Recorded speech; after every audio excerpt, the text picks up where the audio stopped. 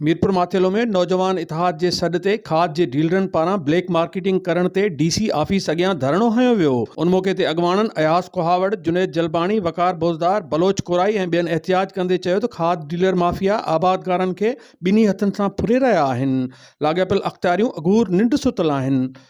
त असां हिते जेकी डीसी साहब जेको आहे ही सिलेक्शन थी आयो आहे MN MP जे मुताबिक़, इन्हनि खे ख़ुदा जो ख़ौफ़ कोन्हे। इहे कमिशना वठी करे मिली भगत थी करे डीसी साहब MN जेके असांजा आहिनि, हितां जा जेके बि चूंडियल MN आहिनि, उहे कमीशन वठी करे सभिनीनि सां मिली भगत थी करे डीलरनि सां असां हारियुनि खे लुटनि था। 5500 रुपया 6000 ताईं असांखे बोरी ॾियनि था, जेका 3750 3700 रुपया जेको खाद जो सरकारी रेट आहे, 5500 रुपया आम जेको हारी खे ॾिनी वञे थो। इहा हारियुनि सां नाइंसाफ़ी आहे।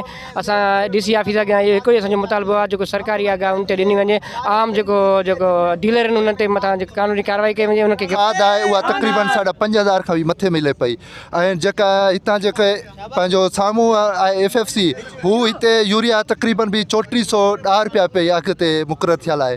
अफ़सोस सां इहो चवणो थो पए 3410 किथे ऐं 5000 किथे, तक़रीबन 2000 जे मुनाफ़े सां ही DC घोटकी ऐं ADC 1 घोटकी उहे हिन ॿिन्ही शयुनि में मुलविस आहिनि। मुतालबा आहिनि ज़िले घोटकी में जेका यूरिया जी जेका फ़राहमी आहे, उनमें माफ़िया जेके आहिनि उहे ॿीणा पे रेट हणी करे उहा सेल करे रहिया आहिनि। तव्हां ॾिसी सघो था हिकु जने जेको आहे असां FFC जो गेट आहे, जेका यूरिया जी माना पैदावार में पंहिंजो अहम किरदारु अदा करे रही आहे। ॿी तरफ़ DC जो गेट आहे, जेको करप्ट तरीन DC आहे, जंहिं पंहिंजा माना भत्ता मुक़ररु करे छॾिया आहिनि।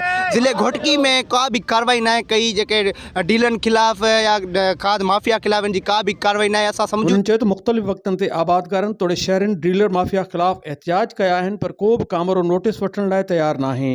हुननि अख़्तियारनि खे मुतालबो कयो त यूरिया खाद सरकारी अघ ते ॾेई आबादगारनि मां बेचैनी ख़तमु कई वञे। कैमरामैन टीम सां गॾु अशरफ बुखारी, सिंध TV न्यूज़, मीरपुर माथेलो।